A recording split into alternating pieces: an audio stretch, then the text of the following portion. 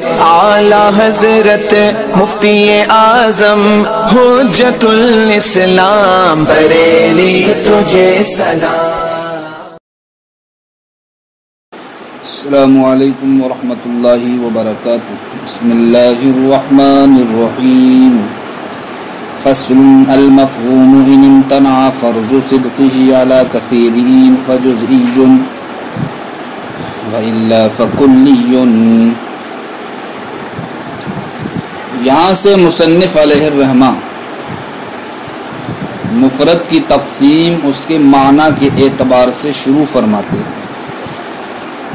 مفرد کی تقسیم اس کے معنی کے اعتبار سے شروع فرماتے ہیں، اس لیے کہ آپ نے ما قبل میں مفرد کی جو تقسیم ملاحظہ کی وہ مفرد کی تقسیم لفظ کے اعتبار سے تھی۔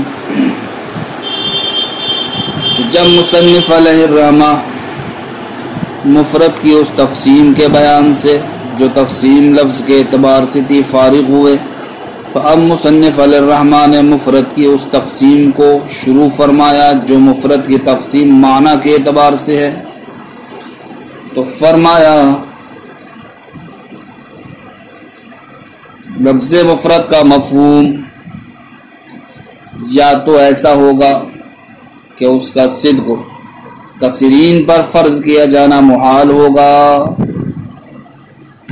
کثیرین سے مراد یہاں پر کیا افراد ہے؟ یا تو لفظ مفرد کا مفہوم ایسا ہوگا کہ اس کا افراد پر صادقانہ یہ محال ہوگا، یا افراد پر صادقانہ محال نہیں ہوگا۔ اگر لفظ مفرد کا مفہوم ایسا ہے کہ اس کا افراد پر صادقانہ محال ہے تو اس کو جزئی کہا جاتا ہے، اور اگر لفظ مفرد کا مفہوم ایسا ہے کہ اس کا افراد پر صادقانہ یہ محال نہیں ہے تو اس کو کیا کہا جاتا ہے؟ کلی کہا جاتا ہے۔ تو جزئی کی تعریف یہ ہوئی کہ جزئی ایسے مفہوم کو کہا جاتا ہے کہ جس کا صدق کثیرین پر فرض کیا جانا محال ہو۔ جس کا صدق کثیرین پر فرض کیا جانا محال ہو اس کو کہا جاتا ہے جزئی، اور جس کا صدق کثیرین پر فرض کیا جانا محال نہ ہو تو اس کو کہا جاتا ہے کلی۔ یہ تو جزئی اور کلی کی تعریف ہو گئی۔ تو جزئی کی مثال جو شارح نے یہاں پر پیش فرمائی ہے، مثلا محمود، جبکہ یہ کسی کا کیا ہو؟ علم ہو، تو جب اس کا مفہوم عقل کے نزدیک حاصل ہوگا تو اس مفہوم کا صدق کثیرین پر فرض کیا جانا یہ محال ہوگا،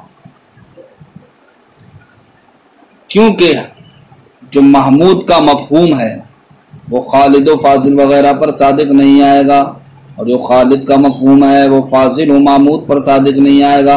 اسی طریقے سے جو فاضل کا مفہوم ہے وہ خالد و محمود پر صادق نہیں آئے گا۔ کلی کی مثال میں لفظ انسان کو پیش کیا کہ انسان کا مفہوم ایسا مفہوم ہے جب عقل کے نزدیک انسان کا ہم تصور کرتے ہیں یا انسان کا مفہوم عقل میں حاصل ہوتا ہے تو اس کا صدق کثیرین پر فرض کیا جانا محال نہیں ہے۔ اس لیے کہ انسان جس طریقے سے مسعود پر صادق آتا ہے اسی طریقے سے احمد پر بھی صادق آتا ہے، اسی طریقے سے خالد پر، فاضل پر، ہشام وغیرہ پر، جتنے بھی افراد انسان ہیں ان تمام پر لفظ انسان صادق آتا ہے۔ لہذا انسان کا مفہوم ایسا مفہوم ہوا کہ جس کا صدق کثیرین پر فرض کیا جانا محال نہیں ہے۔ سب سے پہلے اب آپ کلی جزئی کی تعریف اور اس کی مثال سے فارغ ہونے کے بعد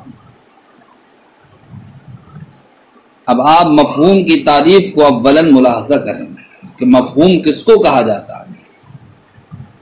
تو شارح نے بیان فرمایا کہ مفہوم کہتے ہیں لفظ سے جو چیز عقل میں حاصل ہو اس کو کہا جاتا ہے مفہوم۔ لفظ سے جو چیز عقل میں حاصل ہو اس کو مفہوم کہا جاتا ہے، اور اسی کو جناب والا معنی بھی کہا جاتا ہے، اور اسی کو جناب والا مدلول بھی کہا جاتا ہے۔ تو جو لفظ سے عقل میں حاصل ہونے والی چیز ہے اس پر 3 ناموں کا اطلاق کیا جاتا ہے۔ لفظ سے عقل میں جو چیز حاصل ہوتی ہے اس کو مفہوم بھی کہا جاتا ہے، اس کو معنی بھی کہا جاتا ہے، اس کو مدلول بھی کہا جاتا ہے۔ بس تینوں معنی میں حیثیت کا کیا ہے؟ حیثیت علیحدہ علیحدہ ہے۔ اگر ہم اس بات کا اعتبار کریں یا اس حیثیت کا اعتبار کریں کہ جو لفظ سے عقل میں حاصل ہوا ہے اس کا لفظ کے ذریعے سے قصد کیا گیا ہے تو اس کو کہیں گے معنی۔ اس نے کا معنی کہتے ہیں ما یقصد باللفظ، جو لفظ سے مقصود ہو۔ تو اگر وہ مفہوم جو ہمارے عقل میں حاصل ہوا لفظ کے ذریعے سے، اگر ہم اس حیثیت کا اعتبار کریں کہ لفظ کے ذریعے سے اس کا قصد کیا گیا ہے تو اسی مفہوم کو کیا کہا جائے گا؟ معنی کہا جائے گا۔ اور اگر ہم اس حیثیت کا اعتبار کریں کہ جو عقل میں حاصل ہوا ہے اس کو لفظ سے سمجھا گیا ہے تو اسی کو کہیں گے مفہوم۔ اور وہ چیز جو عقل میں حاصل ہوئی اگر ہم اس میں اس حیثیت کا اعتبار کریں کہ یہ لفظ کی اس پر دلالت کرنے کے اعتبار سے ہے، یعنی کہ لفظ نے اس پر دلالت کی جو شے عقل میں حاصل ہوئی، تو دلالت کرنے کے بعد وہ شے عقل میں حاصل ہوئی ہے تو اس حاصل ہونے والی چیز کو کیا کہا جائے گا؟ مدلول۔ تو جو چیز لفظ سے عقل میں حاصل ہوئی ہے اس کو مفہوم بھی کہتے ہیں، اس کو مدلول بھی کہتے ہیں، اس کو معنی بھی کہتے ہیں۔ بس فرق کیا ہے؟ حیثیت کا ہے کہ اگر ہم اس کو جو چیز عقل میں حاصل ہوئی ہے اگر ہم یہ اعتبار کریں کہ یہ لفظ سے قصد کرنے کے بعد حاصل ہوئی ہے تو اس کو ہم کہیں گے معنی، اور اگر ہم یہ کہیں کہ لفظ سے سمجھنے کے بعد حاصل ہوئی ہے تو ہم اسی کو کہتے ہیں مفہوم، اور اگر ہم یہ کہیں کہ لفظ کی اس پر دلالت کرنے کے اعتبار سے حاصل ہوئی ہے تو اسی کو کہتے ہیں مدلول۔ شارح بیان فرماتے ہیں المفہوم بعد اتمام الکلام علی تقسیم المفرد بحسب اللفظ، مفرد کی تقسیم پر لفظ کے اعتبار سے کلام کے مکمل ہونے کے بعد اخذ فی تقسیم ہی، مصنف علیہ الرحمن نے اب مفرد کی تقسیم کو شروع کیا بحسب المعنی، معنی کے اعتبار سے، فقال تو فرمایا فصل المفہوم، مفہوم کس کو کہتے ہیں؟ تو فرماتے ہیں وَهُوَ الْحَاصِلُ فِي الْعَقْلِ مِنَ اللَّفْظِ، جو عقل میں لفظ کے ذریعے سے حاصل ہو اس حاصل ہونے والی چیز کو مفہوم کہا جاتا ہے۔ وَيُقَالُ لَهُ، اور اسی کو جو عقل میں حاصل ہوتی ہے معنی بھی کہا جاتا ہے، من حیث قصدہ باللفظ، اس اعتبار سے کہ اس کا لفظ کے ذریعے سے قصد کیا گیا ہے۔ ومفہوم، اور اسی کو مفہوم بھی کہا جاتا ہے، من حیث فہمہ منہ، اس حیثیت سے کہ اس کو لفظ سے سمجھا گیا ہے۔ اور جو عقل میں حاصل ہے اس کو مدلول بھی کہا جاتا ہے، من حیث دلالت اللفظ علیہ، اس حیثیت سے کہ لفظ نے اس پر کیا کی ہے؟ دلالت کی ہے۔ تو جو جس پر لفظ دلالت کرے اس کو کیا کہا جاتا ہے؟ مدلول۔ لہذا لفظ کی اس پر دلالت کرنے کے بعد وہ چیز عقل میں حاصل ہوئی ہے، لہذا عقل میں حاصل ہونے والی چیز اب کیا کہلائے گی؟ مدلول۔ وَهُوَ عَلَى قِسْمَيْن، تو جو چیز لفظ کے ذریعے سے عقل میں حاصل ہوتی ہے اس مفہوم کی 2 قسمیں ہیں، وہ مفہوم 2 قسموں پر ہے، ایک قسم کا نام ہے جزئی، دوسری قسم کا نام ہے کلی۔ کیوں؟ لِأَنَّهُ إِنِ امْتَنَعَ فَرْضُ صِدْقِهِ عَلَى كَثِيرٍ، 2 قسمیں مفہوم کی اس لیے ہیں کہ اگر اس مفہوم کا صدق کثیرین پر فرض کیا جانا محال ہو تو اس کو کہتے ہیں فجزئی حقیقی، تو وہ کیا ہے؟ جزئی حقیقی ہے۔ کا محمود عالمن، جیسا کہ محمود حالت عالمیت میں۔ کیوں؟ فإنه اذا حصل، اس لیے کہ جب محمود کا مفہوم عند العقل، عقل کے نزدیک حاصل ہوا، استحال فرض صدقہ علی کثیرین، تو اب اس مفہوم کا صدق کثیرین پر فرض کیا جانا محال ہو گیا۔ خالد و فاضل وغیرہما، جیسے کہ خالد، فاضل اور ان کے علاوہ پر، کہ اگر ہم محمود کے مفہوم کو خالد و فاضل پر صادق کرنا چاہیں تو صادق نہیں آ سکتا۔ وَإِلَّمْ يَمْتَنِعْ فَرْضُ صِدْقِهِ عَلَى كَثِيرٍ، یا پھر دوسرا احتمال یہ نکلے گا کہ اس کے مفہوم کا صدق کثیرین پر فرض کیا جانا محال نہ ہو، فَكُلِّيٌّ تو اس کو کہا جاتا ہے کلی، کل انسانی جیسا کہ انسان، فَإِنَّهُ إِذَا حَصَلَ عِنْدَ الْعَقْلِ اس لیے کہ جب یہ عقل کے نزدیک حاصل ہوا، لا يستحیل فرض صدقه علی کثیرین من الافراد، تو اب اس مفہوم کا صدق کثیرین پر یعنی کہ افراد پر فرض کیا جانا محال نہیں ہے، اس لیے کہ لفظ انسان کا مسعود و احمد وغیرہما، مسعود، احمد اور ان کے علاوہ ہشام، خالد، فاضل جتنے بھی افراد انسان ہیں تمام پر کیا ہے؟ صادق آتا ہے۔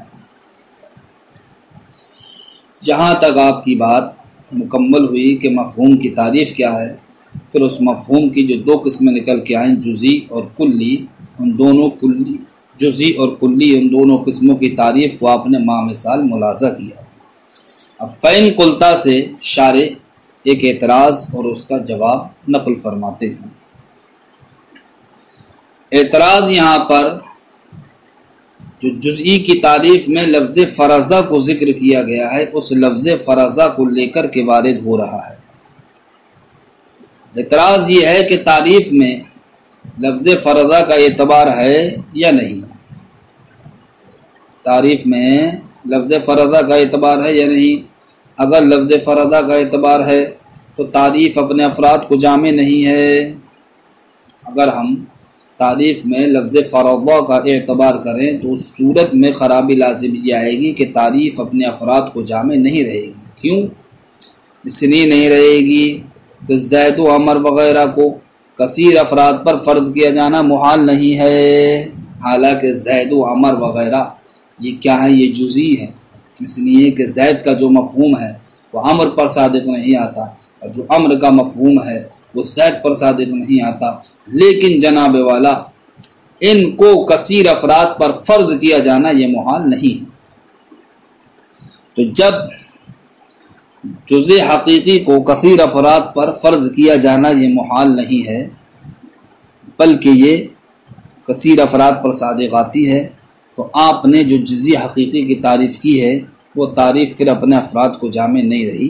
یہ اس وقت اعتراض پڑے گا جب کہ ہم جزء حقیقی کی تعریف میں لفظ فرضہ کا اعتبار کریں،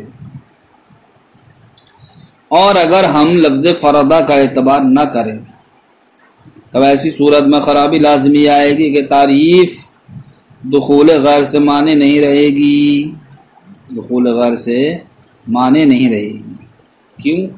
اس لیے کہ جب ہم لفظ فرضہ کا اعتبار نہیں کریں گے تب ایسی صورت میں اجتماع نفی ذہن اور ارتفاع نفی ذہن اور لا شیء لا موجود وغیرہ ان پر بھی جزئی کی تعریف صادق آئی، خارج میں کوئی فرد نہ ہونے کی وجہ سے، کیونکہ جب ہم نے لفظ فرضہ کی قید کا اعتبار نہ کیا تو اب اس کا مطلب یہ ہوگا کہ جس کا صدق کثیرین پر محال ہو، جس کا صدق کثیرین پر محال ہو، یعنی کہ خارج میں اس کا کوئی فرد نہ پایا جاتا ہو، تو یہ جزء حقیقی کی اب تعریف ٹھہرے گی۔ تو جب جزء حقیقی کی تعریف اب یہ ٹھہرے گی کہ خارج میں اس کا کوئی بھی فرد نہ پایا جاتا ہو، تو اس تعریف کے اعتبار سے اجتماع نقی ذہن، ارتفاع نقی ذہن، لا شیء لا موجود جو کہ کلی ہیں لیکن خارج میں ان کا کوئی فرد نہ ہونے کی وجہ سے ان کلی پر اب جزئی کی تعریف صادق آئے گی، لہذا اب یہ کلی یہ بھی جزئی میں داخل ہو جائیں گے۔ تو جب جزئی میں داخل ہوں گے یہ کلی تو پھر جزئی کی تعریف دخول غیر سے مانے نہیں رہے گی۔ بہرحال لفظ جزئی کی تعریف میں جو آپ نے لفظ فرضہ کو ذکر کیا ہے، اگر اس لفظ فرضہ کا اعتبار کیا جائے تب ایسی صورت میں تعریف اپنے افراد کو جامع نہیں رہ رہی ہے، اور اگر اعتبار نہ کیا جائے تو پھر تعریف دخول غیر سے مانے نہیں رہ رہی ہے۔ بہرحال دونوں ہی صورتوں میں جزئی حقیقی کی تعریف پر خرابی لازم آ رہی ہے۔ اس کا جواب شارح نے ہم کو یہ عنایت فرمایا کہ جزئی کی جو ہم نے تعریف کی ہے اس جزئی کے اندر دو اعتبار ہیں، ایک تو نفس جزئی اور دوسرا جزئی جس پر صادق آتا ہے یعنی کہ ما صدق علیہ۔ تو اگر جزئی سے آپ کی مراد کیا ہے؟ ما صدق علیہ ہے، تو ہم کو اب یہ بات تسلیم نہیں ہے کہ جزئی افراد کثیر پر صادق آئے گی۔ ایسی صورت میں جزئی کے مفہوم کا افراد کثیر پر صدق فرض کیا جانا کیا ہے؟ یہ محال ہے۔ کب؟ جب کہ ہم جزئی سے ما صدق علیہ مراد لیں، یعنی کہ جس پر لفظ جزئی صادق آتا ہے۔ تو جس پر لفظ جزئی صادق آتا ہے اب اس کے لیے محال ہے کہ وہ کسی اور پر صادق آئے۔ لہذا جب ہم نے ما صدق علیہ مراد لیا تب ایسی صورت میں جزئی کیا رہے گا؟ جزئی رہے گا، کلی نہیں ہوگا۔ اور اگر ہم جزئی سے ما صدق علیہ مراد نہ لے کر کے بلکہ ہم مراد لیں نفس جزئی، کیا مراد لیں؟ ہم نفس جزئی کو مراد لیں، تب ایسی صورت میں نفس جزئی یہ جزئی نہیں ہے بلکہ یہ کیا ہے؟ کلی ہے۔ اب اس کے تعلق سے ہمیں یہ بات تسلیم نہیں ہوگی کہ